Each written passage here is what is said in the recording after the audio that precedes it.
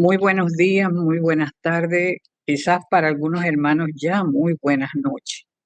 Hoy tenemos a nuestro hermano Fred con una charla sumamente interesante que lleva por título Ciencia y Espiritualidad, Contrastes y Convergencias.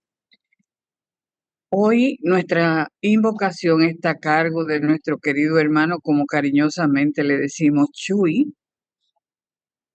Adelante, Chuy, con la invocación. Buenos días, buenas tardes, buenas noches en algunos lugares. Gracias Magali, gracias Fred.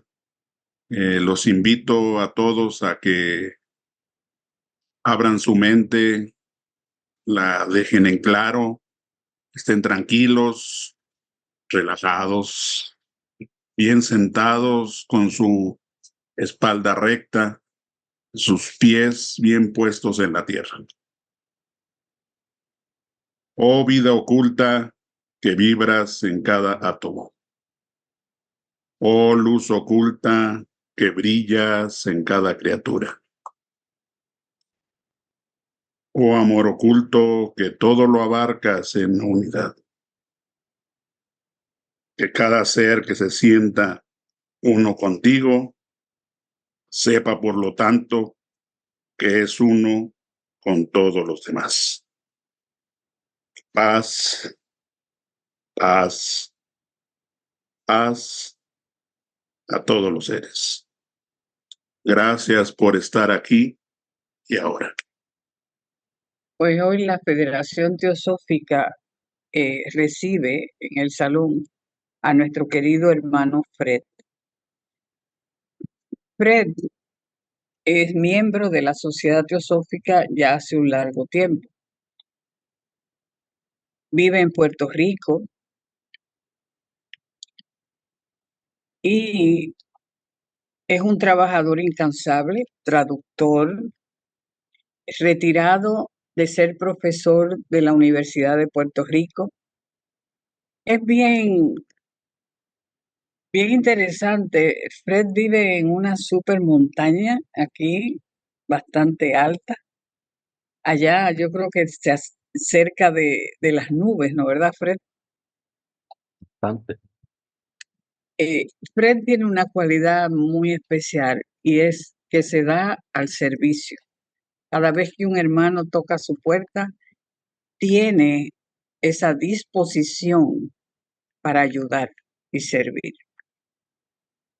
Pudiéramos hablar tanto de nuestro querido hermano, pero ustedes ya lo van conociendo.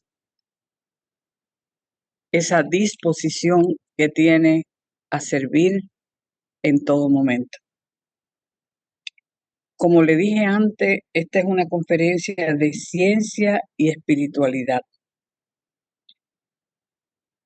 contrastes y convergencia que nos dará nuestro querido hermano Fred Fernández.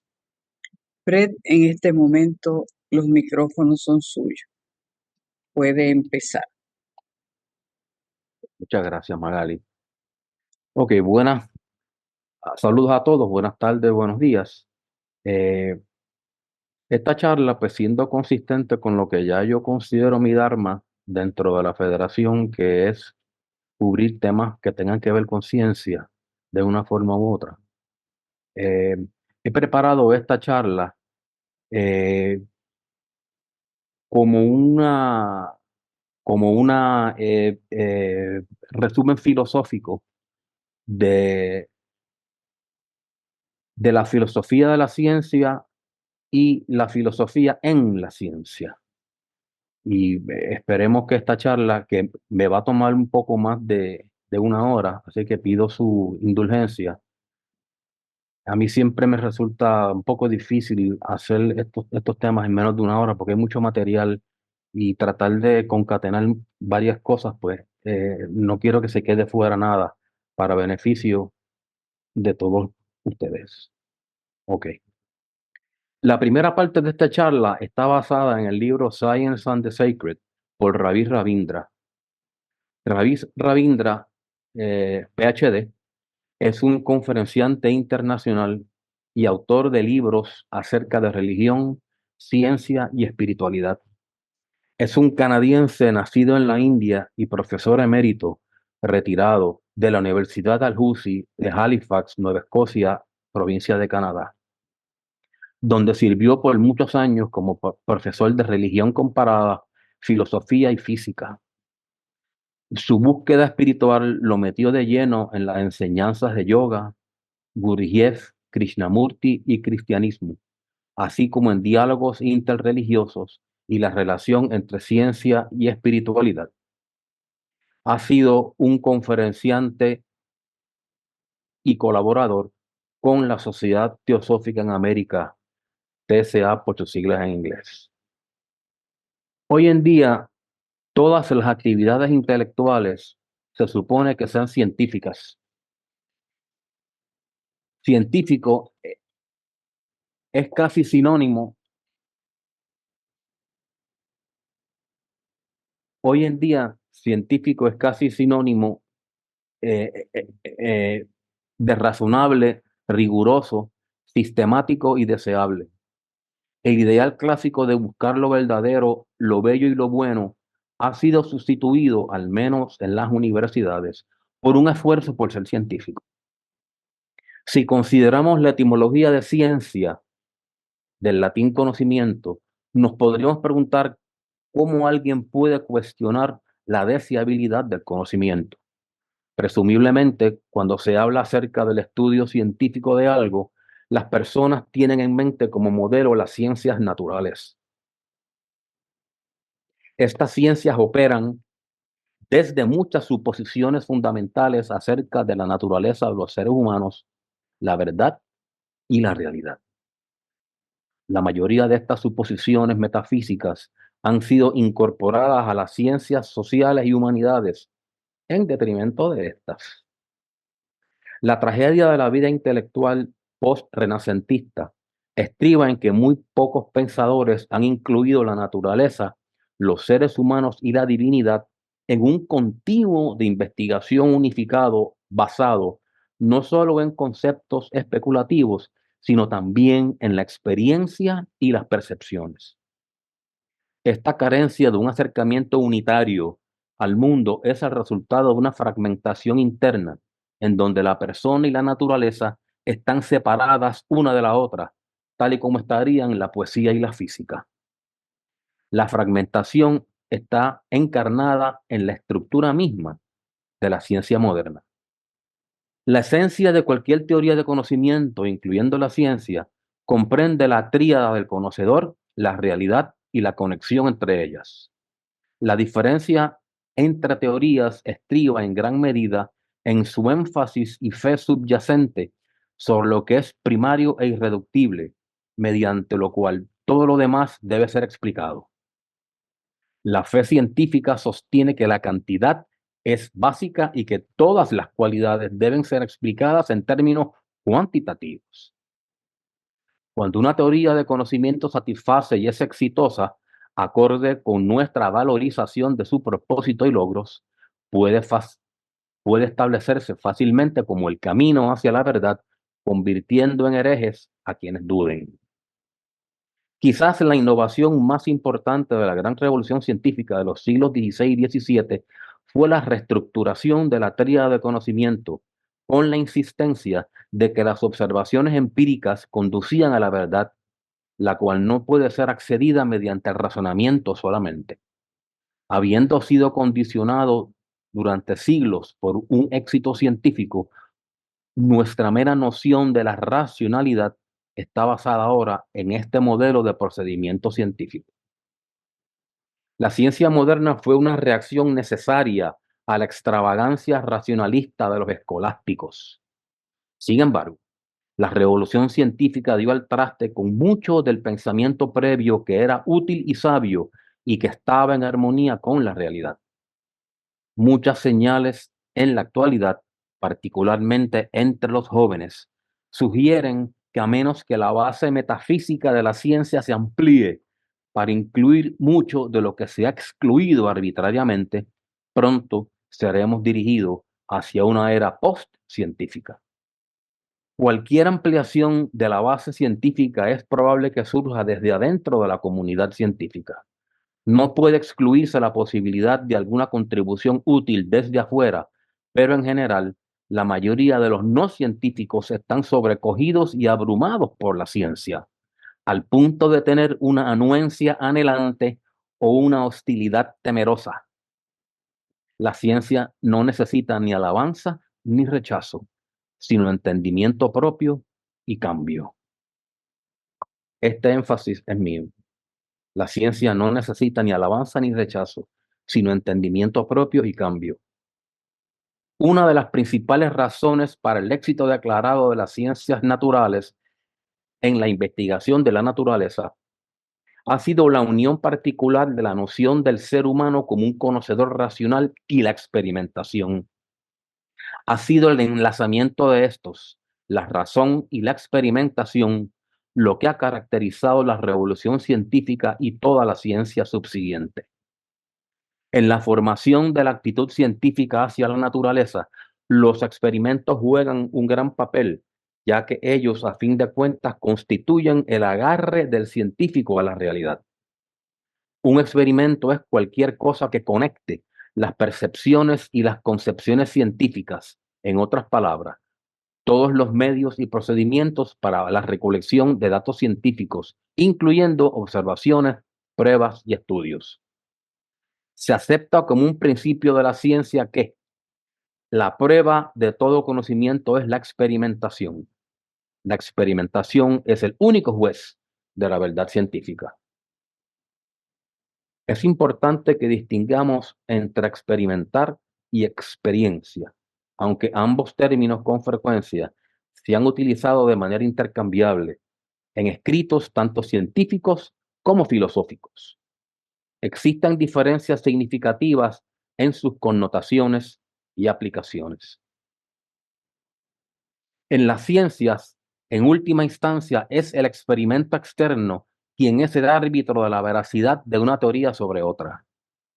Por otro lado, en el cumplimiento de los requisitos hacia lo espiritual, el foco central está en la experiencia interna del aspirante. Sin los correspondientes datos experimentales, la especulación científica tiende a convertirse en estéril e infructuosa. De forma similar, sin referencia a la experiencia, todo hablar teológico permanece vacío, quizá lleno de esperanza, pero carente de un verdadero entendimiento. Tener experiencia sobre algo es trabajar ese algo exhaustivamente, lo cual presupone cierto riesgo personal. Es el estar ahí, es recoger ese algo. El conocimiento adquirido mediante semejante procedimiento es lo que llamamos entendimiento y comprensión. La experiencia incluye percepciones, sentimientos y sensaciones. Hoy en día, la palabra experimentar significa el llevar a cabo un experimento, una prueba para demostrar una verdad conocida, para examinar la validez de una hipótesis o para determinar la eficacia de algo que no se ha intentado previamente.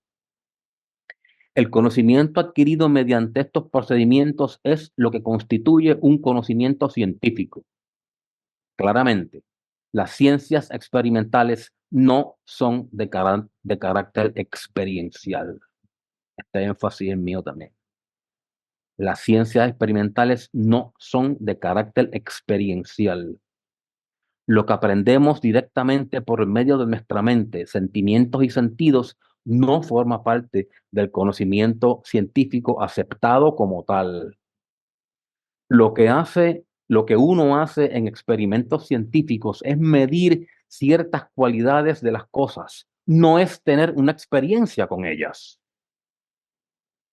Estas mediciones pueden hacerse indirectamente sin que el científico vea o sienta lo que está midiendo, y ciertamente sin estar involucrado para nada en el hecho en sí de observar y registrar, lo cual pudiera hacerse de forma automática, inclusive sin él estar presente. La ecuación personal es algo que un científico debe luchar por eliminar a toda costa. ¿Qué tipo de datos pueden recopilarse ignorando en tan gran medida lo que nos hace humanos? ¿Qué realidad es la que se revela mediante observaciones que pueden realizarse mediante autómatas debidamente programados? ¿Qué tipos de teorías pueden someterse a prueba con unos datos tan empobrecidos? ¿Qué significado puede reclamarse para un conocimiento basado en percepciones tan parciales? Estas preguntas requieren de investigación detallada y cuidadosa, particularmente hoy en día, cuando la mayoría de los académicos han elevado el método científico a una ortodoxia intelectual y cuando las disciplinas académicas no científicas están tan ansiosas por hacerse con el método científico. Ortodoxia intelectual. No olviden esa frase. Objetividad y abstracción.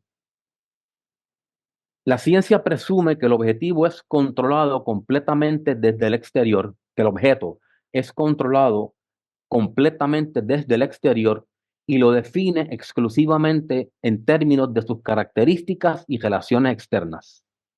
Por ejemplo, la evolución de una especie tiene que explicarse en términos de la adaptación medioambiental o cualquier otro mecanismo externo a la especie en vez de, digamos, el empuje evolutivo de la conciencia necesitando organismos más complejos para su manifestación. Esta negación de cualquier realidad interna, aunque sea rudimentaria, a una piedra, un árbol o un animal, con una rigurosidad lógica necesaria a la negación de tal realidad a los seres humanos. Cualquier noción de espíritu como conciencia pura o de alma como vehículo de voluntad y conciencia es inaceptable desde el punto de vista científico. Si se procediera a una humanización o espiritualización de la materia, podríamos esperar el surgimiento de diferentes tipos de teorías científicas. Nosotros adoptamos convencionalismos acorde con cuán efectivos son respecto a conseguir lo que nosotros consideramos que es el propósito y metas del conocimiento que recopilamos.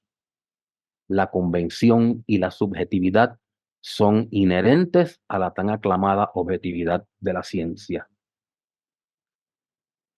Énfasis mío. La convención y la subjetividad son inherentes en la tan aclamada objetividad de la ciencia. Esto a los científicos clásicos materialistas no les gustaría esta aseveración, pero esto es correcto. Esto es así.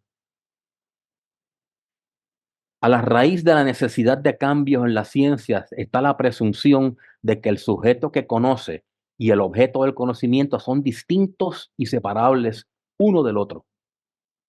Es una presunción implícita de la revolución científica que el conocedor humano no es parte de la naturaleza que está siendo conocida. La persona está separada de la naturaleza. Esto se hace más evidente cuando se circunscribe la atención a un objeto en específico, digamos una molécula o una estrella. El procedimiento experimental asegura esta separación. Dentro de la ciencia moderna, la mecánica cuántica está dando al traste con este concepto de separación entre el conocedor humano, el observador, y el objeto observado. Si uno acumula conocimiento con un propósito distinto en mente, uno podría ver las cosas de otra forma y la separación entre nosotros y los objetos a nuestro alrededor desaparecería. Esto es más de un énfasis que yo he dado en varias charlas de la importancia de la nueva física, cómo se están rompiendo paradigmas.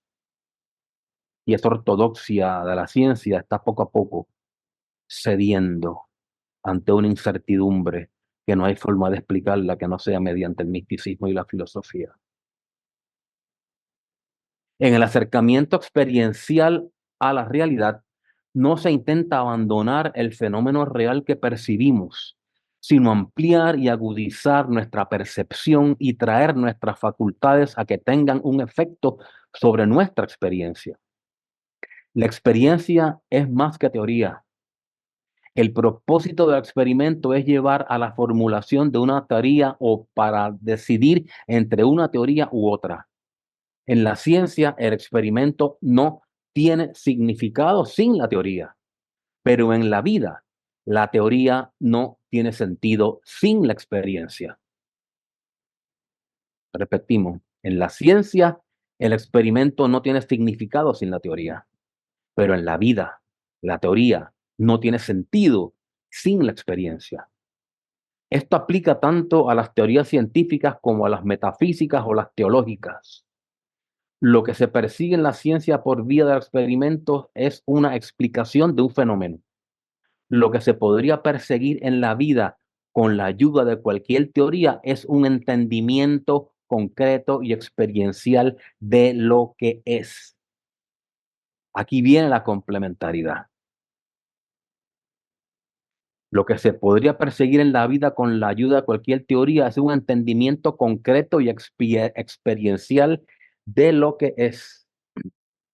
La presunción científica acerca de los seres humanos es que ellos esencialmente son conocedores racionales, que todo lo demás es secundario y capaz de ser explicado basado en dicha naturaleza racional.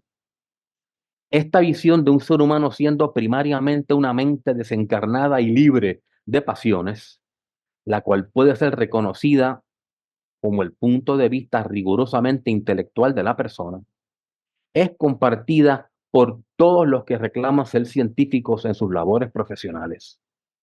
Esto es así desde Descartes hasta los filósofos analistas modernos. Otras facultades humanas, como los sentimientos y las sensaciones, son consideradas como que no son capaces ni de producir ni de recibir conocimiento real. En la ciencia, se hace un intento por minimizar la dependencia en tales percepciones, acordando que los aspectos de la realidad correspondientes a tales percepciones no sean considerados como reales objetivamente y lidiando solo con aquellos aspectos a los cuales se les pueda aplicar constructos racionales. Ha sido objeto de lamentación que el conocimiento científico no atienda los asuntos relacionados con el propósito y las aspiraciones del ser humano, ni el significado de la existencia humana. Todos estos asuntos residen en el sentir, cuando éste está liberado de las preocupaciones exclusivamente subjetivas.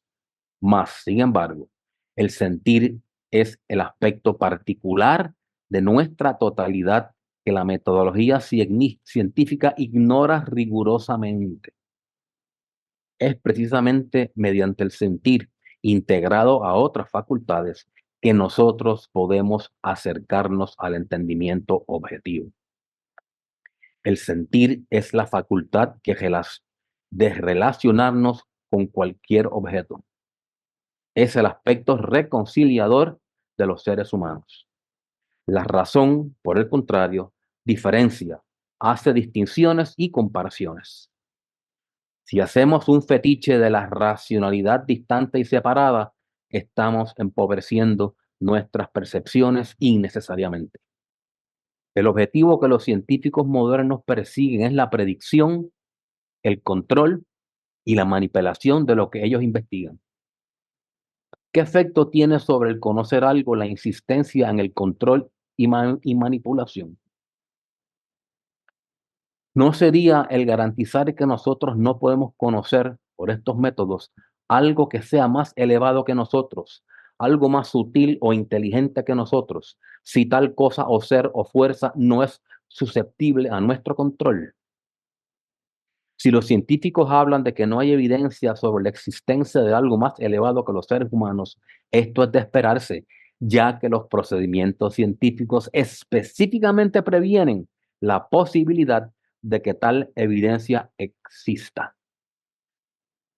Eso no se ha probado, no hay evidencia de eso. ¿Y por qué no hay evidencia de eso? Porque los procedimientos científicos específicamente previenen esa posibilidad. Cosas veredes. Cualquier visión de la realidad o del conocimiento humano que acepte la fragmentación en compartimentos, como por ejemplo lo científico y lo espiritual, resulta incompleta y produce conflicto interno y desarmonía. lo que a su vez lleva a la agresión externa y la violencia. La función primaria de una teoría de conocimiento sólida es trabajar hacia el establecimiento de principios y procedimientos que no ignoren ninguna facultad de percepción ni ningún aspecto de la experiencia, manteniendo así la completitud del que investiga. Solo de esta manera es posible asegurar que el objeto de investigación será comprendido tal cual es, en vez de en conformidad con un distorsionado sentido de control y manipulación. Nosotros podemos hacer un acercamiento a la realidad que no sea ni agresivo ni pasivo, intentando entenderla utilizando todas nuestras facultades y no mediante la razón coercitiva. La ciencia, al igual que todo trabajo intelectual, tiene una naturaleza sagrada que debe ser rescatada, afirmada y celebrada. Cuando el intelecto no está orientado hacia el servicio de la sabiduría divina, está abocado a convertirse en una fuerza de fragmentación, egoísmo y maldad. Eso lo podemos ver claramente en el mundo hoy en día, como estamos plagados de guerras y conflictos. Para algunos de los más grandes científicos, la ciencia ha sido un camino espiritual, una forma de conectarse con y servir a lo sagrado. Si la ciencia se entiende bien y se dirige correctamente, puede volver a ser este camino espiritual. Los mejores científicos siempre han abordado la ciencia como si fuese una actividad sagrada, una actividad que nos puede dar los secretos del viejo, forma en que Einstein lo puso, los secretos del viejo. En sus propias palabras, Kepler se definía como un sacerdote de Dios en el templo de la naturaleza. En una ocasión, haciendo referencia a la alta calidad del trabajo científico de Max Planck, eso hemos cubierto cuando hablamos de mecánica cuántica, hablamos de Max Planck. En una ocasión, haciendo referencia a él, Einstein dijo: el estado mental que le permite a una persona hacer trabajo de esta envergadura es esencialmente similar al de un devoto religioso o al de un amante. El sentimiento religioso al que se refiere Einstein no es en sentido eclesiástico o sectario, sino que él se refiere a un sentimiento de reverencia, misterio, sutileza e inmensidad, precisamente lo que uno siente en presencia de lo sagrado. En otro contexto, él lo llamó un sentimiento religioso cósmico, que consideró como la motivación más fuerte y noble para llevar a cabo investigación científica. La experiencia más hermosa, citando a Einstein, la experiencia más hermosa que podemos tener es lo misterioso. Esta es la emoción fundamental que se yergue en la cuna del verdadero arte y la verdadera ciencia. Fue el misterio, aun estando mezclado con miedo, lo que engendró la religión. Un conocimiento acerca de la existencia de algo que no podemos penetrar, nuestras percepciones de la razón más profundo y de la belleza más radiante, las cuales son accesibles a nuestra mente en sus formas más primitivas. Es este conocimiento y esta emoción las que constituyen la verdadera religiosidad. En este sentido, y solo en este sentido, yo soy un hombre profundamente religioso. Estoy satisfecho con el misterio de la eternidad de la vida y con la conciencia y el atisbo de la estructura maravillosa del mundo existente, junto con el intento devoto para comprender una porción, aunque sea tan pequeña, a través de la naturaleza. Einstein. A lo que él se refiere como verdadera religiosidad es una combinación sutil del sentir y del conocimiento, una respuesta total del ser humano a lo sagrado, lo cual está muy por encima de la facultad humana de comprensión, pero que toca a los seres humanos al igual que a todo lo demás en el cosmos. Es esto a lo que los seres humanos siempre han deseado conocer siempre han amado y siempre han tratado de servir. Esto es lo que da la razón de ser a los grandes maestros y sabios de la historia, y es lo que fascina a Einstein en su búsqueda por el orden en el cosmos. Como ustedes han podido notar, ya yo he traído a Einstein en varias de mis charlas. Yo considero que Einstein es un heraldo de la nueva era, al servicio de la jerarquía, en el rayo de la ciencia. Obstáculos para reconocer lo sagrado. ¿Cómo es que muchas personas hoy día, algunas de ellas reflexivas y de buena voluntad, ven la ciencia como una fuerza opuesta a la espiritualidad y la principal responsable del empobrecimiento y desacralización de la naturaleza? La motivación más excelsa de los grandes científicos del pasado era entender la sabiduría antigua mediante el estudio de la naturaleza y el servir a la humanidad por medio de las aplicaciones tecnológicas de la ciencia. Hoy día, muchas personas asocian a la ciencia con el control y la explotación de la naturaleza en favor del complejo militar e industrial, el cual se sostiene mediante el miedo y la codicia. ¿Cuál es la realidad? ¿Han de hecho cambiado las motivaciones de los científicos? ¿O es que las presiones históricas y sociales han forzado a los científicos a servir propósitos que no estén acorde con sus aspiraciones más elevadas? Desde finales del siglo XVIII, la mayoría de los científicos no describen su relación con lo sagrado en términos religiosos convencionales. La relación de los científicos con lo sagrado es más probable que se manifieste en términos de asombro, belleza, armonía matemática o en la búsqueda de la verdad, el orden cosmológico y la unidad de leyes y fuerzas. Todos estos son elementos altamente valorizados en las grandes tradiciones del mundo como signos de una mente verdaderamente espiritual o religiosa. La ciencia se ha institucionalizado a gran escala, especialmente durante el siglo XX, cuando la contribución que hiciera la ciencia básica y la tecnología a la guerra fue reconocida cada vez más. Fíjense que lamentablemente la guerra ha sido, en el siglo XX para acá, motor de la ciencia. Aquí tenemos la pugna, el conflicto entre el ser y no ser, en términos espirituales.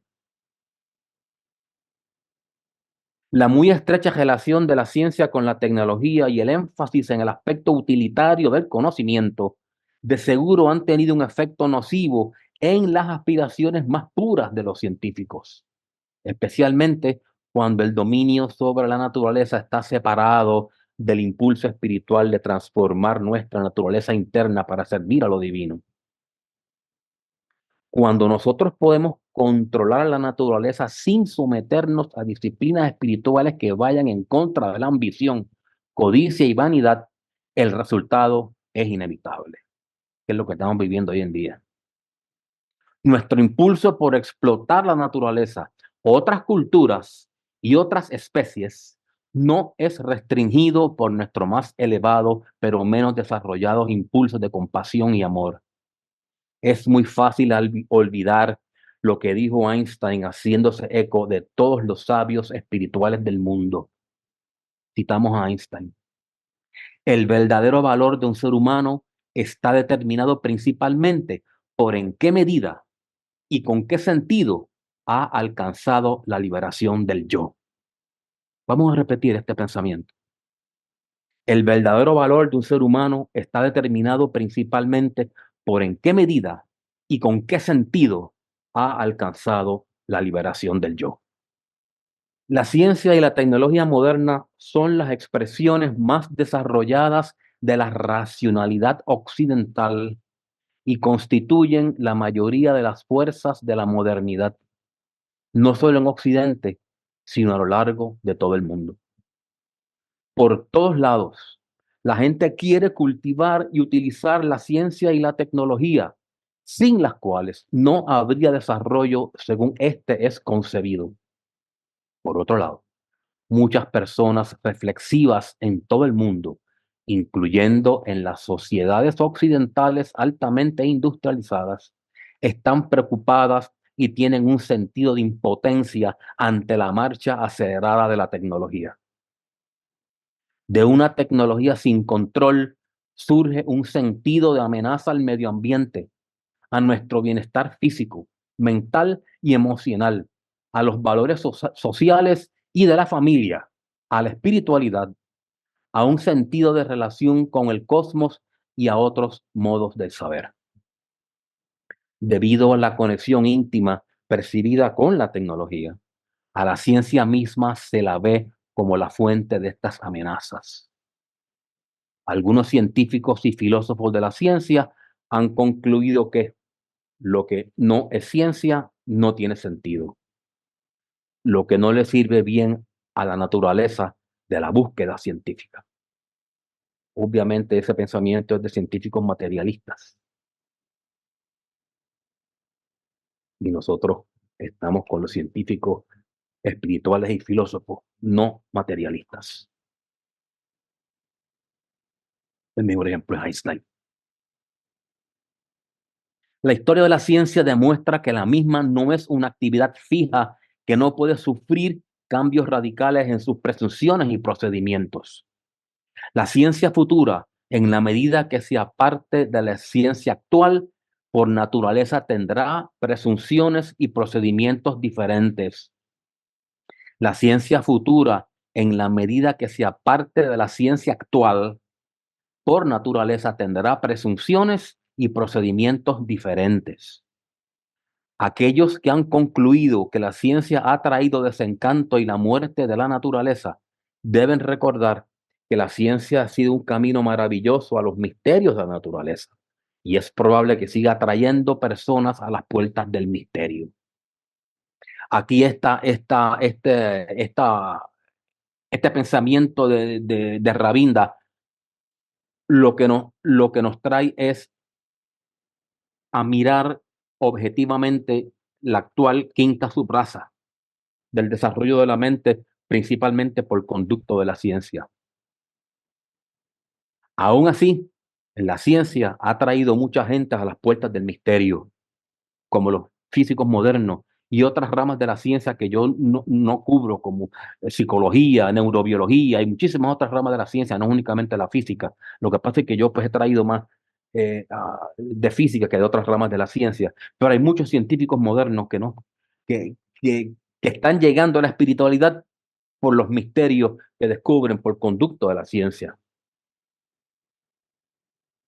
Una recuperación de los valores espirituales inherentes a la práctica de la ciencia ayudaría a sanar nuestro mundo moderno, en donde la ciencia, tanto en Occidente como en Oriente, juega un papel crucial. Esta recuperación ciertamente estaría en armonía con los ideales y aspiraciones de los grandes científicos. Tiene una cita aquí de Carl Sagan, un gran físico y educador. La ciencia en las tradiciones de percepción profunda y en las de fe. El conocimiento científico tiene una función y un lugar diferente en Occidente y en Oriente. La cultura occidental ha sido nutrida espiritualmente por las tradiciones bíblicas orientadas hacia la fe, especialmente el cristianismo, mientras que las culturas orientales han sido nutridas por las tradiciones orientadas hacia la percepción profunda, como lo son el hinduismo y el budismo. Para el occidente científico, el conocimiento y el razonamiento pertenecen al campo de la naturaleza, pero el reino espiritual está completamente divorciado de la naturaleza. En este sentido, es sobrenatural, por lo que el mismo es un asunto de fe.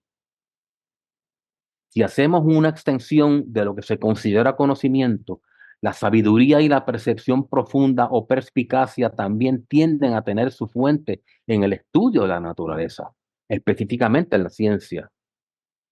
Por otro lado, en Oriente, la perspicacia y la sabiduría se entienden que resultan de una conciencia más clara de los reinos espirituales más elevados, y el estudio científico puede proveer los medios para ejecutar las acciones que resulten de tal perspicacia. Aquí Rabinda nos magistralmente nos compara Oriente y Occidente en lo que a ciencia y religión se refiere. No es de extrañar,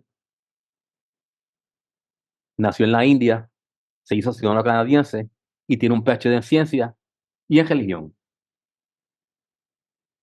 Con razón está tan bien preparado para hacer semejantes comparaciones, porque conoce ambos mundos.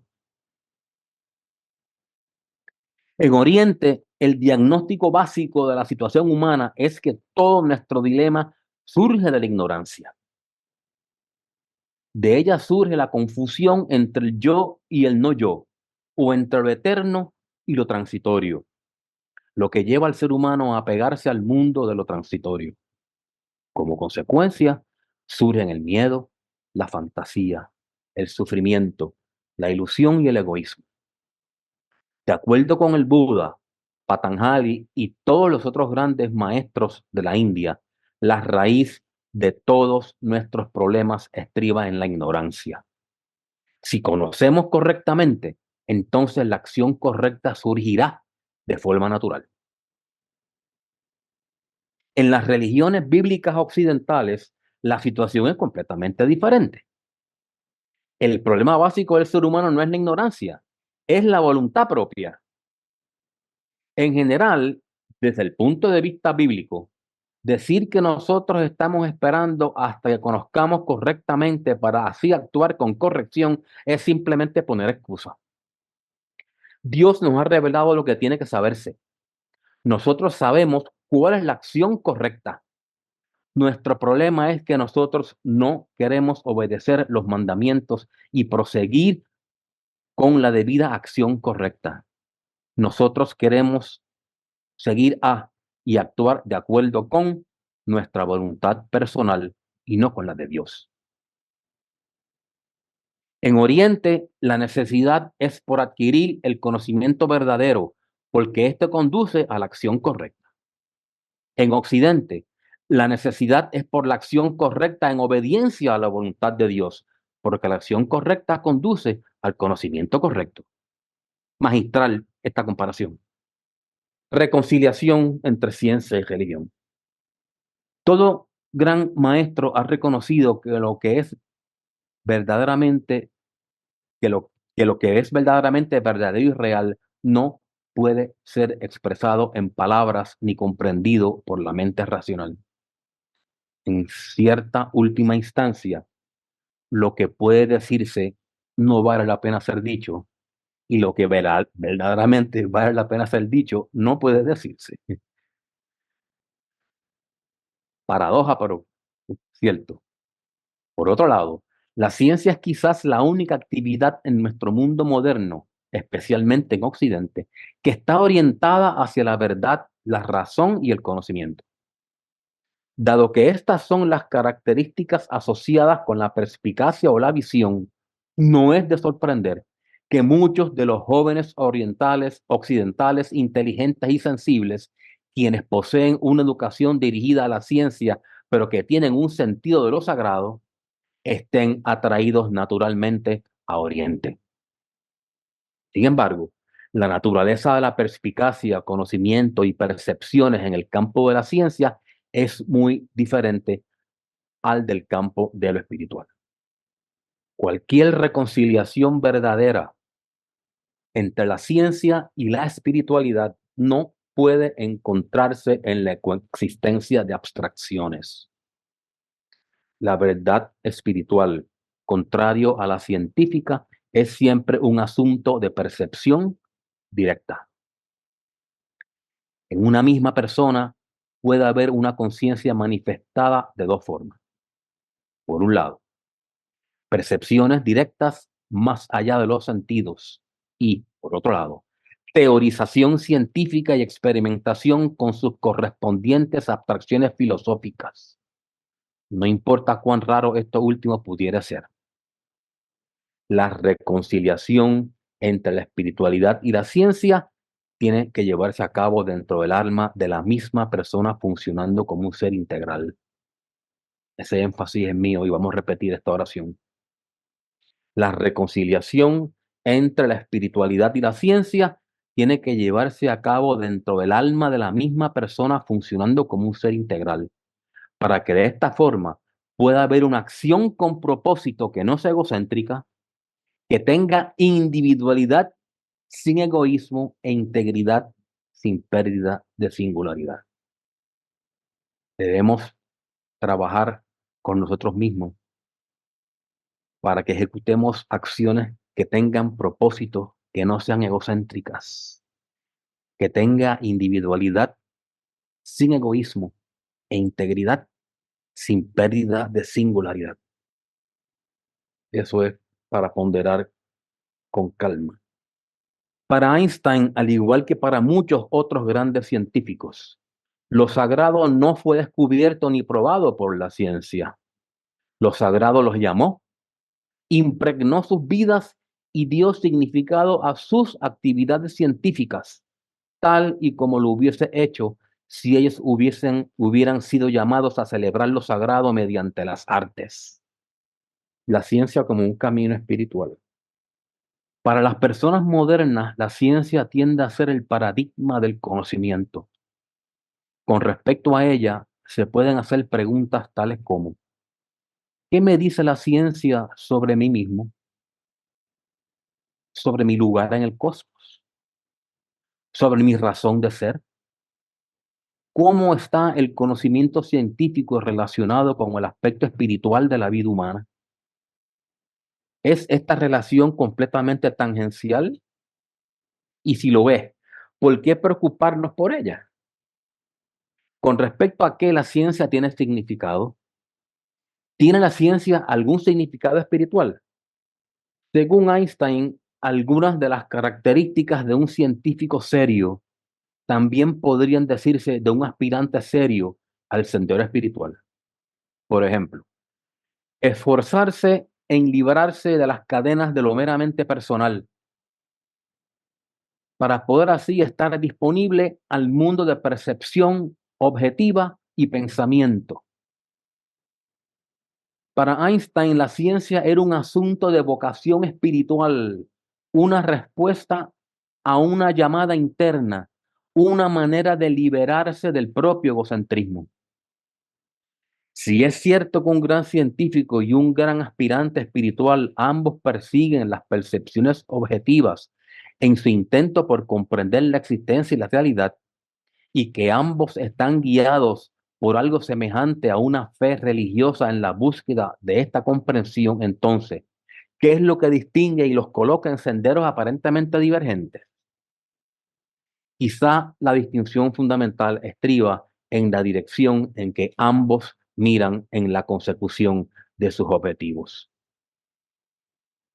Los aspirantes espirituales tradicionales, como por ejemplo los que practican yoga o zen, buscan la verdad en su interior, mientras que los científicos lo hacen en el exterior. Los métodos y procedimientos para comprender la naturaleza interna de un ser humano son diferentes a los que son apropiados para el estudio de la naturaleza exterior. Ambos enfoques son intelectuales, así como empíricos. En un caso, la confirmación de una idea se busca mediante experimentación externa, mientras que en el otro se hace mediante la experiencia interna. En el enfoque externo de la ciencia se presta atención solo a aquellos aspectos de la realidad que pueden medirse con precisión. Se excluye todo lo relacionado con el sentir, el amor, la compasión, el sentido de propósito y cualquier elemento que no pueda cuantificarse. La tragedia es que esto ha llevado a la devaluación de la función del sentir como mecanismo para llegar a cualquier aspecto de la verdad y, como consecuencia, la calidad del sentir ha declinado en nuestra cultura en términos generales. La calidad del sentir ha declinado en nuestra cultura en términos generales.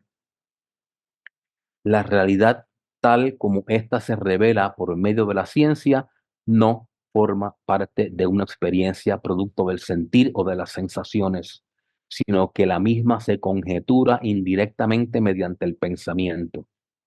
Sin embargo, La especulación científica es sometida a un proceso sorprendente y continuo de corrección propia mediante el sometimiento de sus inferencias a repetidas verificaciones experimentales. Eso es un aspecto positivo. La corrección propia también existe en la esfera del acercamiento interno a la realidad. Aquí la verificación es más sutil y cualitativa, basada no en mediciones cuantitativas, sino en el reconocimiento de una experiencia interna hecha por otro que haya pasado por la misma experiencia y por las señales externas que reflejen un cambio en el ser humano. Así es como medimos el progreso interno, ¿no? Por métodos distintos que al que vemos en la ciencia. En el enfoque interno, la teoría es verificada por la observación propia directa y por la experiencia interna. Ocurre un cambio de visión mediante la transformación del investigador mismo y, por ende, de los órganos de percepción. La persona es tanto el instrumento como el objeto de escrutinio. Perfeccionando el instrumento, la persona, a su vez, aumenta y profundiza el campo de observación.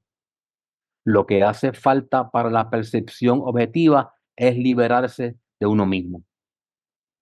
Nota la semejanza con lo que vimos ahorita de Einstein, de, del superar el yo.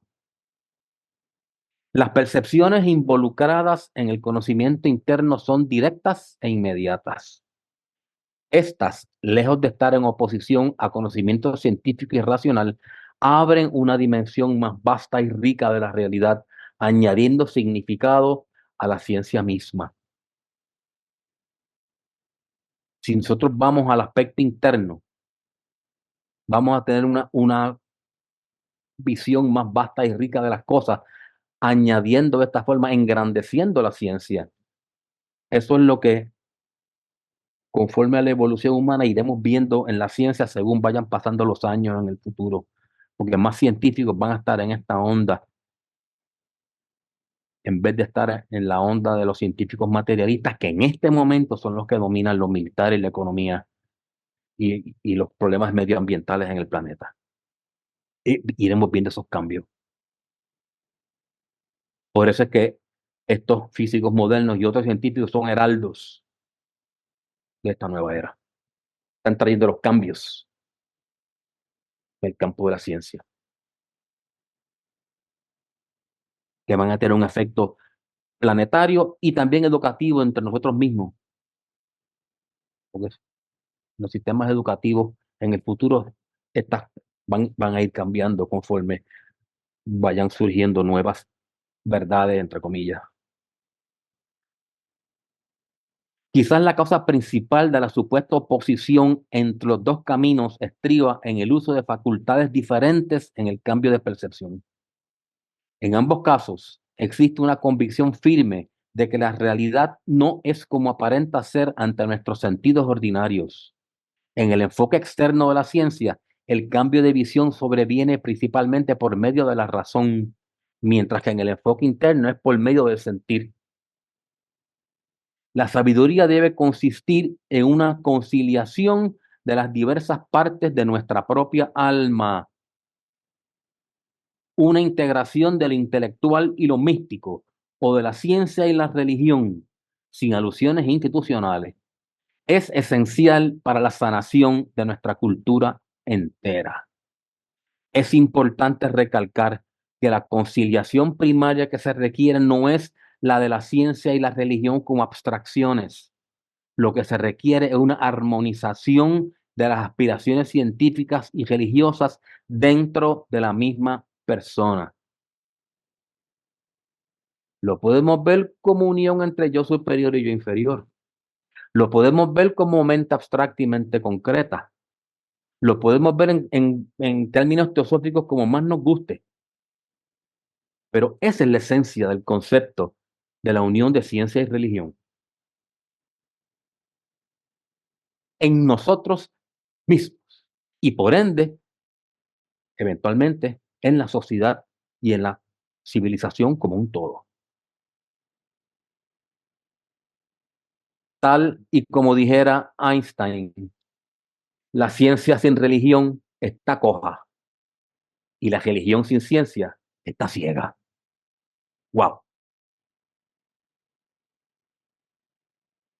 Acuérdense, cuando se habla de religión aquí, es en términos no de la religión convencional. Estamos hablando en términos del concepto de lo misterio, de lo asombroso, de esa devoción hacia la búsqueda de la verdad, de la razón. Esa es la religión a la que se refiere Einstein aquí. Sin ese aspecto interno, espiritual, la ciencia está coja. Y si aplicamos eso sin el intelecto, estamos ciegos. Ese es el balance, el equilibrio de un ser humano em, perfecto. Vamos ahora a la segunda parte de la charla. Esta segunda parte de la charla es del libro del Dalai Lama, El universo es un solo átomo, que a mí me resultó sumamente interesante y sumamente enriquecedor. Y saqué unos fragmentos de ese libro. Y esta parte de la presentación la voy a hacer en primera persona, ya que considero que se debe apreciar lo que sale de boca del propio Dalai Lama, producto de sus experiencias particulares. En nuestra conversación, David Bohm es uno de los más grandes físicos teóricos modernos, murió no hace mucho, y de Bohm vamos a hablar en una próxima charla. Le vamos a dedicar una charla al trabajo de Bohm porque considero que es espectacular en términos místicos el trabajo de este físico, que fue amigo personal del Dalai Lama.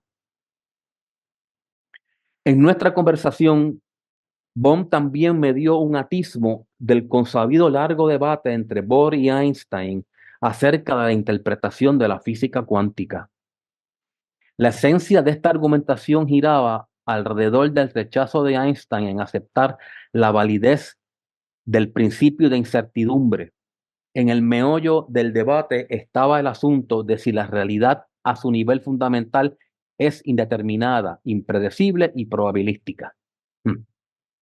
Einstein estaba profundamente en oposición ante esta posibilidad, tal como lo refleja en su ya famosa exclamación: Dios no juega a los dados. Todo esto me recordó de la historia de mi propia tradición budista, en donde el debate ha jugado un papel crucial en la formación y refinamiento de muchas ideas filosóficas. Distinto a los teóricos budistas antiguos, los físicos modernos pueden incrementar enormemente el poder de sus ojos mediante instrumentación científica como telescopios gigantes, tal y como el de Hubble, o mediante microscopios electrónicos.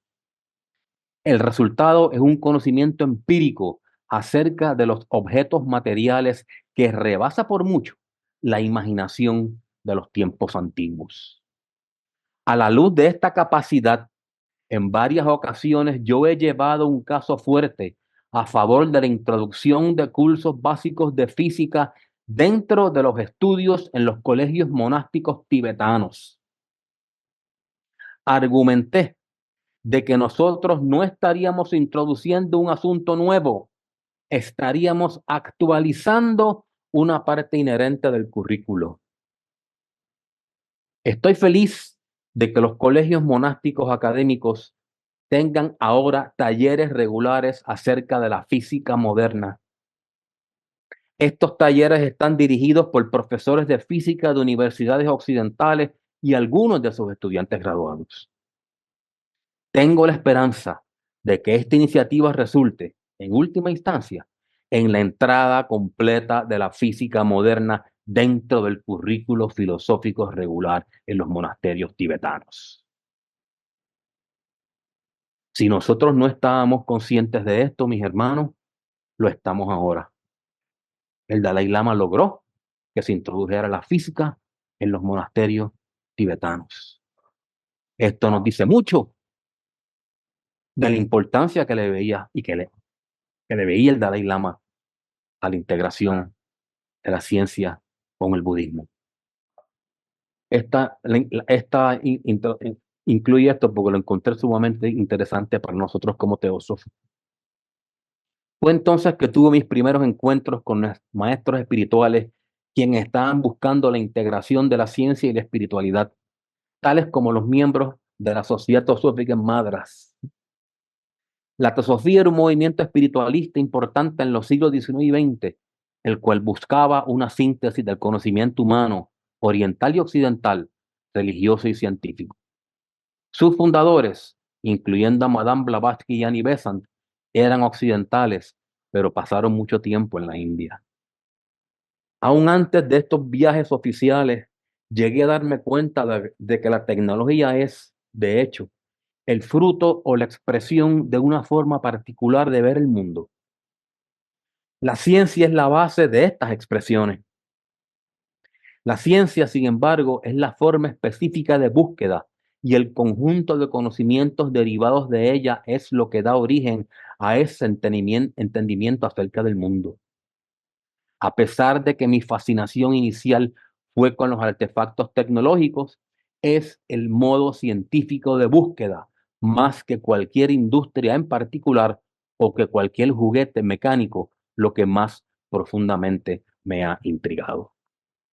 El método de búsqueda que caracteriza la ciencia fue lo que intrigó verdaderamente al Dalai Lama.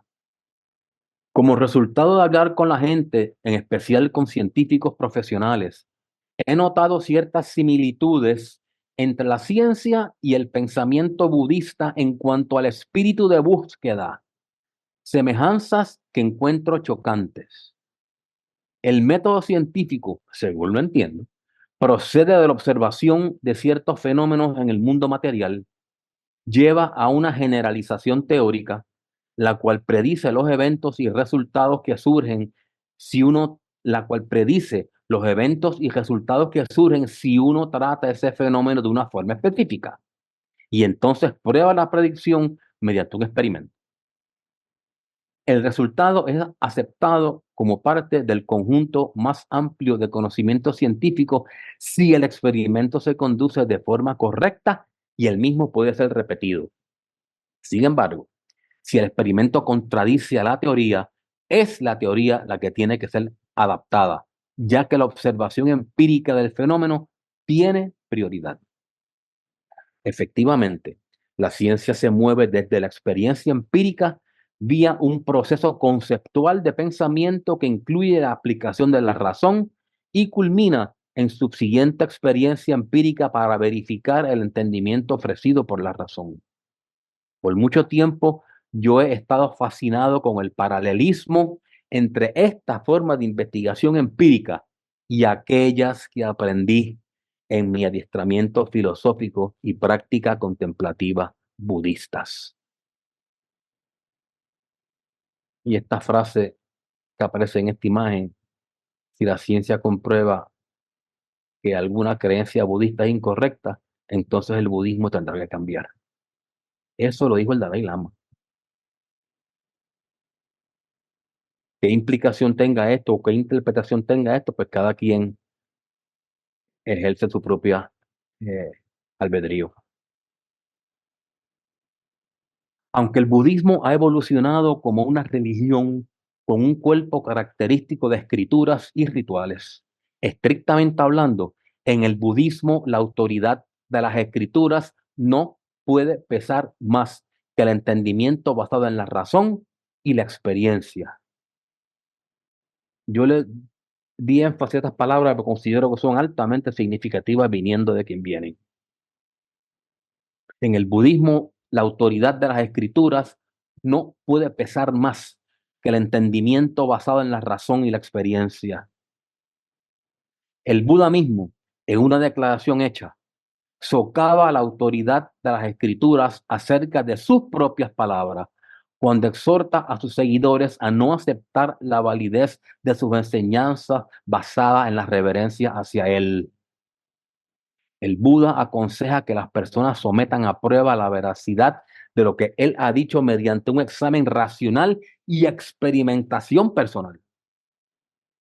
Por lo tanto, a la hora de validar la veracidad de una afirmación, el budismo le confiere una mayor autoridad a la experiencia, a la razón después y, por último, a las escrituras. Experiencia, razón y escrituras es el orden de prioridad que establece el Dalai Lama en el budismo según su visión. Encuentro con la ciencia. La diferencia entre la ciencia tal y como es al presente y la tradición investigativa budista estriba en el dominio de la tercera persona o método objetivo de la ciencia y el refinamiento y utilización del método introspectivo en primera persona de la contemplación budista. Desde mi punto de vista, la combinación del método en primera persona con el método en tercera persona promete un avance real en el estudio científico de la conciencia. Wow. Yo les hago a ustedes una pregunta. En términos retóricos, no es para que me la contesten ni para que nadie la conteste, simplemente en cada cual en su yo interno. Cuando usted medita y se comunica con su yo superior, ¿lo hace en primera persona o en tercera persona? Esa comunicación. Mirando atrás a mis 70 años de vida, el libro fue publicado en el 2005. Veo que mi encuentro personal con la ciencia comenzó en un mundo completamente precientífico, donde lo tecnológico parecía milagroso. Imagino que mi fascinación por la ciencia descansará en un asombro inocente ante las maravillas de lo que la ciencia puede lograr. Desde estos comienzos, mi viaje hacia adentro de la ciencia me ha llevado a asuntos de gran complejidad, tales como el impacto que ha tenido la ciencia en nuestro entendimiento del mundo, su poder para transformar las vidas humanas y el mundo en que vivimos, y los impresionantes dilemas morales que han ocasionado sus nuevos hallazgos. Mas, sin embargo, uno no puede y no debe olvidar el asombro y la belleza de lo que ha sido posible. La perspicacia de la ciencia ha enriquecido muchos aspectos de mi propia visión budista del mundo. La teoría de relatividad de Einstein, con sus vívidos experimentos mentales, ha dado una textura probada empíricamente a mi captación de la teoría de la relatividad del tiempo de Nagarjuna. Nagarjuna era un filósofo del allá para principios del siglo I, siglo II, por ahí. La imagen extraordinariamente detallada del comportamiento de las partículas subatómicas hasta el nivel más diminuto trae a casa las enseñanzas del Buda acerca de la naturaleza dinámicamente transitoria de todas las cosas. El descubrimiento del genoma que todos nosotros compartimos trae un claro relieve la visión budista de la igualdad fundamental de todos los seres humanos. Estos son aspectos que el Dalai Lama encontró en la ciencia que son altamente espirituales y cónsonos con el budismo que él practicó. ¿Cuál es el lugar de la ciencia en la totalidad del esfuerzo humano? Ella ha investigado todo desde la amiba más pequeña hasta el complejo sistema neurobiológico de los seres humanos, desde la creación del universo y el surgimiento de la vida en la Tierra, hasta la naturaleza misma de la materia y la energía. La ciencia ha sido espectacular explorando la realidad. No solo ha revolucionado nuestro conocimiento, sino que ha abierto nuevas avenidas de conocimiento. La ciencia ha comenzado a incursionar en la complejidad de la conciencia, la clave de lo que nos hace sensibles.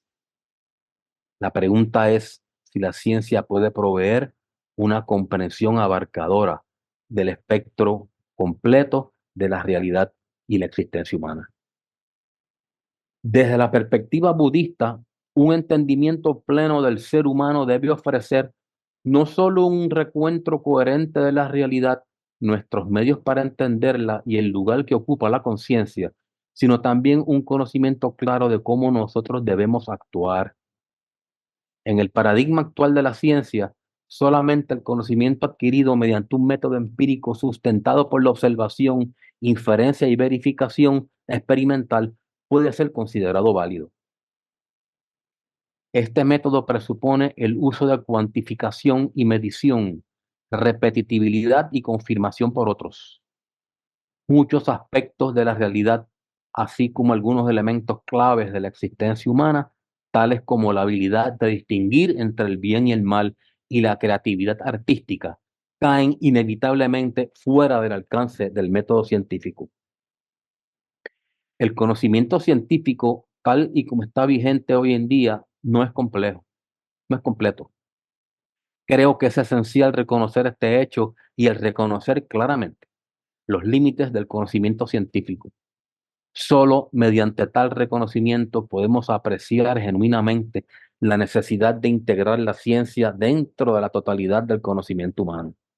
De lo contrario, nuestro concepto del mundo, incluyendo nuestra propia existencia, estará limitado a los hechos aducidos por la ciencia, dirigiéndonos a una visión de mundo profundamente reduccionista, materialista e inclusive nihilista. Mi dificultad no es con el reduccionismo como tal. Cierto es que muchos de nuestros mayores avances se han hecho aplicando el enfoque reduccionista que caracteriza a tanta experimentación científica y análisis. El problema surge cuando el reduccionismo, el cual es esencialmente un método, se convierte en un punto de vista metafísico. Esto refleja una tendencia común a confundir los medios con el fin, en especial cuando un método en específico es altamente efectivo. Aquí en esta parte derecha está un cuadro que resume cuál es el método científico. No creo que sea necesario ir paso a paso, pero si fuera necesario lo hacemos. El método científico es siguiendo este procedimiento que está aquí. A lo largo de este libro, espero haber establecido que uno puede tomar la ciencia muy en serio y aceptar la validez de sus hallazgos empíricos sin estar de acuerdo con el materialismo científico. He argumentado a favor de la posibilidad y la necesidad de una visión de mundo sentada en la ciencia, pero una que no niegue la riqueza de la naturaleza humana y la validez de modos de saber distintos a los de la ciencia. Digo esto porque creo firmemente que existe una conexión íntima entre nuestro entendimiento conceptual del mundo, nuestra visión de la existencia humana y su potencial, y los valores éticos que guían nuestro comportamiento. Cómo nos veamos a nosotros mismos y al mundo en derredor afecta nuestra actitud y nuestras relaciones con nuestros semejantes y con el mundo en que vivimos. Esto es esencialmente un asunto de ética. Los científicos tienen una responsabilidad especial, una responsabilidad moral en asegurar que la ciencia sirva a los intereses de la humanidad en la mejor manera posible. Lo que ellos hagan en sus disciplinas específicas tiene el poder de afectar la vida de todos nosotros. Por cualquiera que sea la razón histórica, los científicos gozan de un mayor nivel de confianza pública que otros profesionales.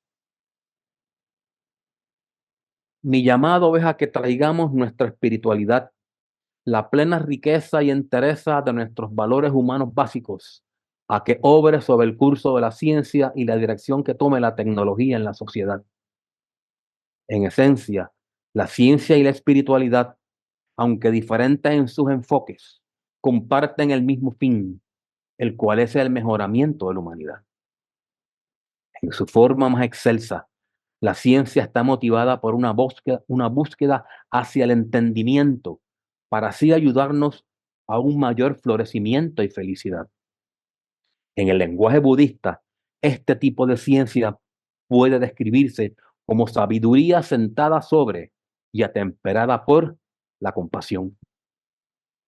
De forma similar, la espiritualidad es un sendero humano hacia nuestros recursos internos, con el propósito de entender quiénes somos en el sentido más profundo y de descubrir cómo vivir de acuerdo con la idea más elevada posible. Esto es también la unión de la sabiduría y la compasión.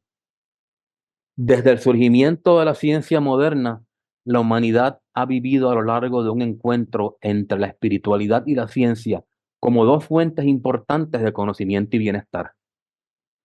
A veces la relación ha sido una estrecha, mientras que en otras ha sido de frialdad, con algunos considerando a los dos incompatibles.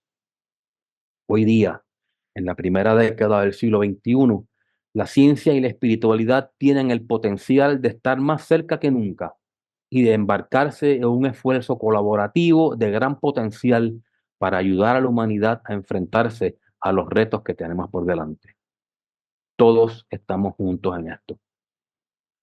Que cada uno de nosotros, como miembros de la gran familia humana, respondamos a la obligación moral de hacer que esta colaboración sea posible. Esta es mi súplica desde el corazón. Con esta súplica del Dalai Lama yo termino, mis hermanos. Gracias, Fred. Hoy hemos visto una ciencia muy interesante. Bueno, sí. Gracias, Fred, por ese trabajo. Nos tocó un poquito largo, pero creo que había que ver lo que nos dice el Dalai Lama sobre la ciencia. Espero que haya valido la pena la espera. Me encantó ver, quizás lo había visto otras veces, pero esa parte del misterio, que no tiene esa respuesta, ese misterio, porque la buscamos y el misterio está. ¿Puede ser? Adelante, Georgina, por favor. Muchas gracias. Hermano Fred, creo que es la segunda ocasión que os escucho a vos en una conferencia. Muy interesante, sí. Esto de la conciencia, la espiritualidad, como estaba el flyer puesto, es algo, no quiero decir como que muy rollero, pero es entrar a meterse a estudiar, a investigar, ¿sí? Qué tanto ciencia y espiritualidad y el contraste que tú muy inteligentemente hiciste, ¿sí? Con todos estos conceptos, definiciones, y la ciencia dice una cosa y la religión pues como que a veces no está de acuerdo, ¿verdad? Pero muy interesante tu conferencia, mi hermano, la verdad es que tocaste muchos conceptos como la razón, como la conciencia, y creo yo que muy difícil en la religión ellos no las utilizan, no que no las apliquen, no las utilizan, ¿no? A veces a conveniencia, ¿no? Muy propia de la religión que sea, pues no la utilizan ni la aplican. Cosa que No. en la ciencia, pues sí, los científicos son muy conscientes, muy razonados, muy inteligentes y pues tratan de lo que investigan, vertirlo a través de esas teorías que se llama, ay, ya se me está yendo, creo que me voy a poner a estudiar otra vez desde la vocacional, ¿no? Hay una que va por pasos, la investigación y que la repetición y esta, que llegamos a una teoría ya concreta que ya podemos aterrizarla y dejarla, ¿no? Como una teoría real. Bueno, todos esos pasitos que se ha dado en las investigaciones son con conocimiento, razonados, estudiados, o sea, no se puede aventar al azar. Y nos pasó en pandemia, ¿no? A mí en lo personal cuando decían, ya van a tener la famosa vacuna, y yo dije, oh my God, ¿cómo? ¿Cómo la vacuna en menos de un año, no? Si no la han experimentado, no la han aplicado primero que los animalitos y luego pues se agarran uno que otro conejillo humano. Entonces, sí pusieron, creo que a los científicos en una situación muy difícil, ¿no? Porque todo esto es estudiar, razonar, aplicar, volver a repetir el evento hasta llegar a un punto. Hermano Fred, híjole, muy, muy bonita vuestra conferencia. Muchas gracias. Y pues Gracias a ya, ustedes. Me apago y me callo. Solamente voy a hacer un comentario con respecto a eso que has dicho. El Dalai Lama fue muy cuidadoso en señalar que lo que él verdaderamente aprecia y valora de la ciencia es el método, la metodología sistemática, ordenada de observación, evaluación, y que él dice que ese mismo proceso que tienen que llevar a cabo los budistas en sus seminarios y en sus prácticas, lo único que es una introspección, no es una observación hacia afuera, es una observación hacia adentro, pero que sigue el mismo rigor metodológico. Y eso es lo que entiendo yo que es lo que más lo lleva a él a vincular la ciencia con el budismo. Esa coincidencia en esa metodología rigurosa de para encontrar la verdad, sea interna o sea externa, esa verdad. Tienes, Juan, pero antes José Luis había hecho una pregunta por el chat, entonces vamos a darle prioridad a José Luis, que hace ratico la escribió. Dice, Fred, excelente ponencia, estimado Fred. HPB en la doctrina secreta también pide que no creamos porque está escrito, que lo comprobemos. Esto es que hagamos ciencia, pero como fue antes, cuando la ciencia estaba en estrecha relación con la espiritualidad.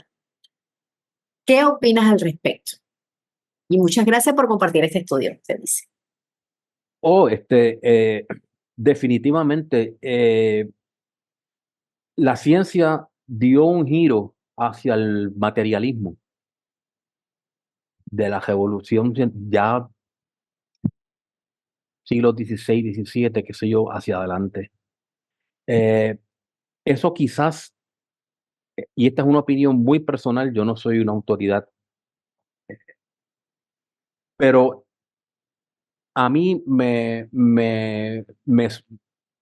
coincide esto con el desarrollo y surgimiento de la quinta subraza como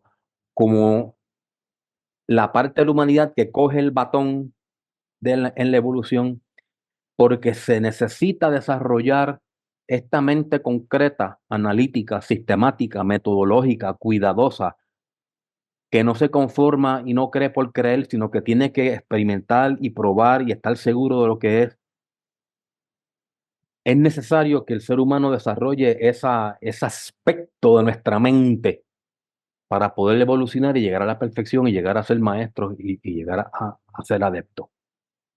Ahora, lo que yo entiendo que ha sucedido es que la masa de las personas que han aplicado ciencia se han identificado mucho con ese aspecto racional y es lo que han trabajado.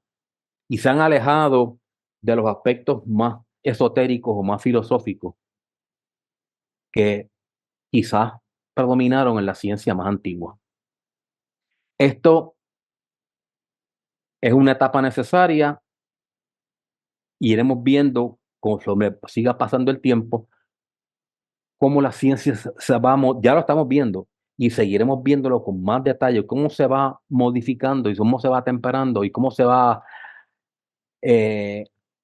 tornando más filosófica, porque no va a encontrar las respuestas que están buscando en esa verdad, no las va a encontrar en la ciencia materialista, las va a encontrar en la mente superior, la mente abstracta, donde residen los arquetipos y donde abundan los grandes filósofos. Esta Gracias, es hermano. como una Ay, onda que perdón. sube y baja. Estamos quizás en una etapa bajando y para empezar a subir. Es mi forma de verlo. Juan Hola, Marcelo. ¿cómo les va, hermanos? ¿Qué tal? Juan Marcelo, ¿cómo andan? Yo Ah, soy de Argentina, Bien. de Rosario.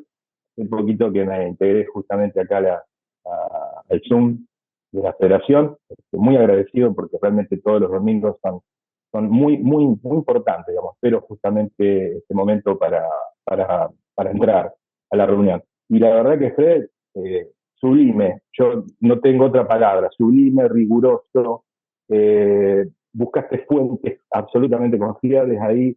Me encantaría volver a ver de nuevo, justamente me detuve en... ¿Se escucha bien? Perdón. Sí, sí. Genial. Realmente me detuve en cada cita que fuiste exponiendo, tus explicaciones. La verdad que una rigurosidad impecable. Me encantaría también ver todo lo relacionado con lo que tiene que ver con la física cuántica que vos expusiste justamente, que nombraste, que estuviste haciendo dando conferencias sobre eso. Me encantaría, porque es uno de los temas de interés, entre ellos la epistemología, la filosofía de la física cuántica. Me parece que es realmente es muy importante y más todavía para todo lo que tiene que ver con el conocimiento teosófico, ¿no? Creo que la relación es muy, muy importante. Así que, Fred, felicitaciones realmente. Rigurosidad. Y yo tengo que decir, muy riguroso, datos precisos y realmente se nota que sos una persona que tiene mucha amabilidad y cómo fuiste exponiendo esos conocimientos, la verdad que y la preparación, evidentemente, que tuviste. Así que muchas felicitaciones.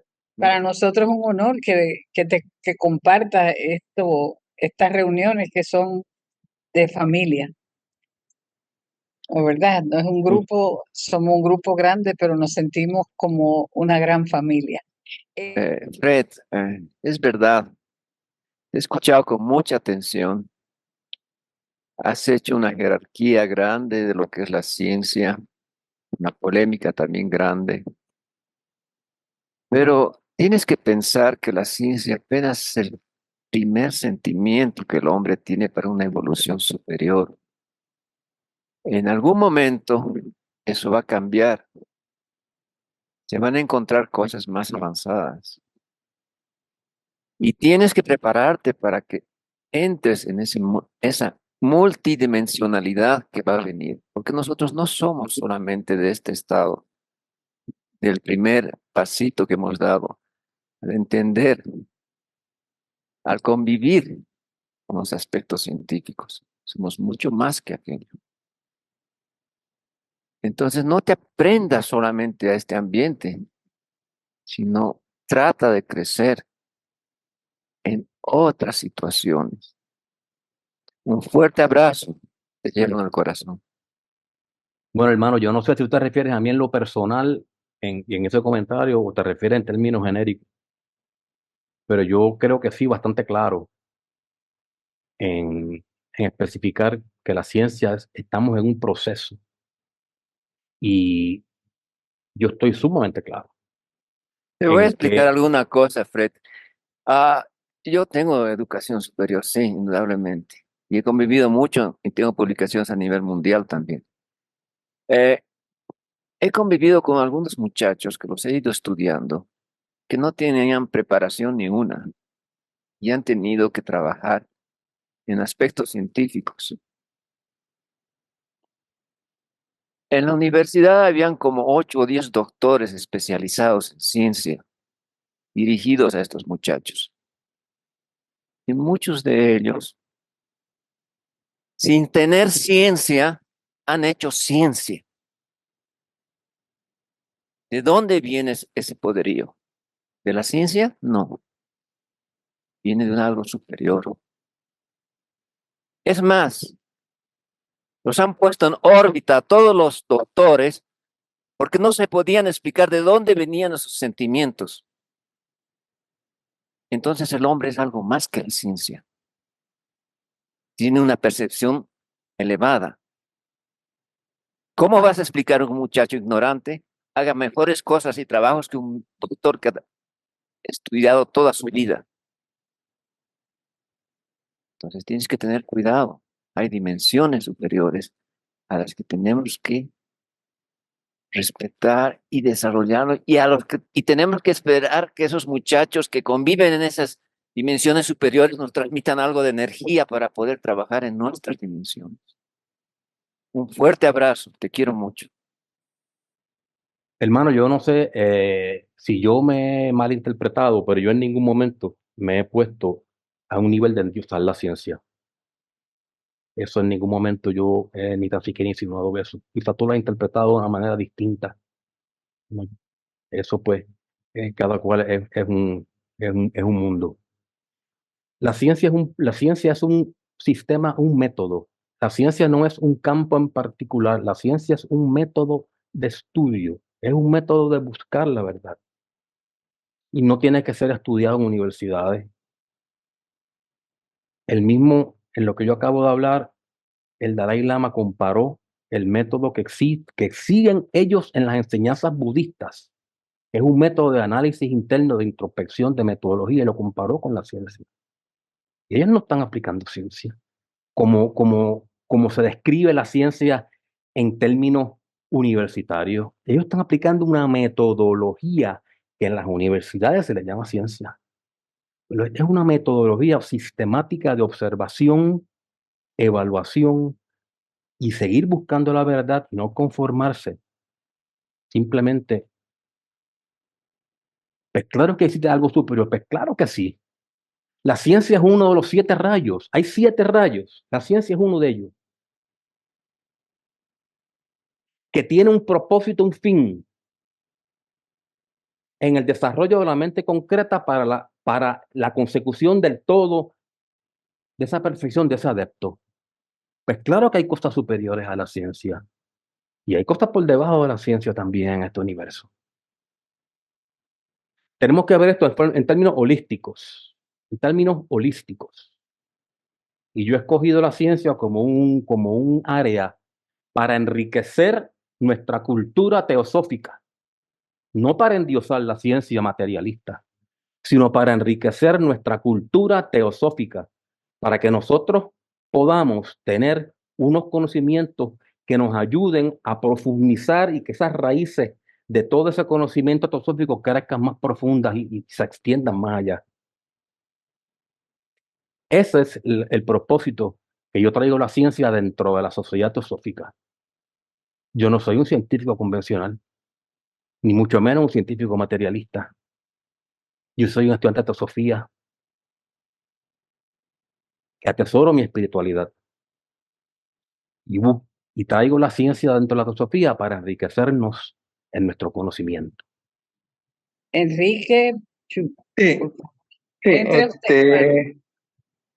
lo que yo quería decir que estoy de acuerdo con lo que le habló el expositor en cuanto a la ciencia, ¿no? Porque hay un método, digamos, que usa los Vedas a través de la, digamos, verificación de las verdades que están escritas en las escrituras, en los shastras, se ha demostrado en el fuero interno, ¿no?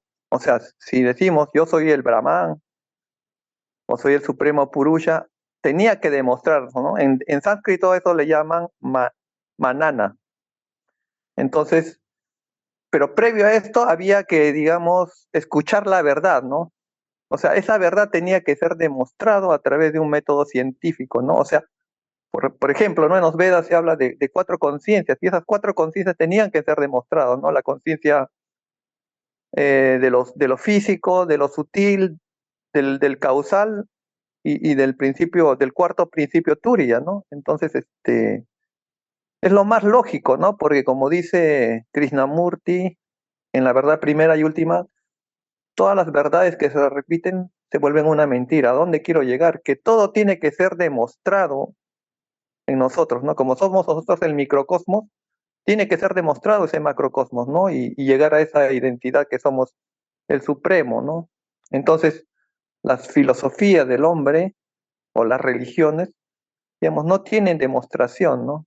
Pero el método científico sí permite, pero no sería un científico común, ¿no? Sería un método supracientífico, ¿no? Que llegue hasta la conciencia última y pueda demostrar a través del discernimiento, ¿no? Que eso es, digamos, lo real, ¿no? A través de una experiencia mística, ¿no? Sí, muchas gracias. Claro, siguiendo su línea, lo que se debe perseguir es que utilizando esta metodología que llamamos ciencia, desarrollemos nuestro aspecto superior, que vayamos expandiendo nuestra conciencia y por consecuencia de eso, desarrollando nuestros poderes internos. Y eso hay que hacerlo de una manera con paciencia, con metodología, con persistencia, con disciplina, siguiendo un método científico, si queremos verlo en esos sentidos. Nosotros no podemos aspirar a ser adeptos y a desarrollar nuestra conciencia simplemente deseándolo. Tenemos que trabajar con nosotros mismos para modificar nuestro carácter, superar defectos, desarrollar potencialidades. Eso presupone observación, presupone rectificación, presupone observar de nosotros mismos, vernos cómo estamos. Y eso es un proceso, entre comillas, científico, utilizado para nuestra exaltación como conciencias individualizadas. No podemos desarrollar y convertirnos en adeptos si no tenemos una disciplina rigurosa y un método de trabajo con nosotros mismos. Cualquier de nosotros que nos busquemos libros de teosofía, podemos ver algunos recuentos de cómo los maestros trabajan con sus discípulos y el proceso que tiene que pasar el discípulo riguroso de una metodología específica para poder lograr desarrollar los poderes internos al punto de que el maestro lo acepte y lo presente para iniciación y se convierta en adepto. Esa es la función para eso se requiere un método, una metodología. No viene simplemente por desearlo. Quiero agregar un poquitito más a lo que han dicho, lo que ha dicho. No debemos olvidar que nuestro segundo objetivo de la Sociedad Teosófica es estudiar ciencia, filosofía y religión y compararlas para poder encontrar en ese segundo objetivo un océano que nos conduzca a ese saber dónde estamos, qué queremos, hacia dónde vamos. ¿Estamos perdiendo el tiempo o dando vuelta como el carrusel o queremos caminar verdaderamente? Así es que te agradezco todas estas conferencias de ciencia porque es parte de cumplir con nuestro segundo objetivo. La teosofía nos exige ese estudio para darnos cuenta verdaderamente cómo va el mundo y cómo voy yo tomando esa experiencia con lo que me rodea, con mi entorno. Así es que no hay más manita. Gracias, Fred. Bueno, Fred, 1.000.000 de gracias por el trabajo. Gracias a ustedes. Gracias por el trabajo y nos vemos el domingo que viene con una charla excelente como siempre. Así será.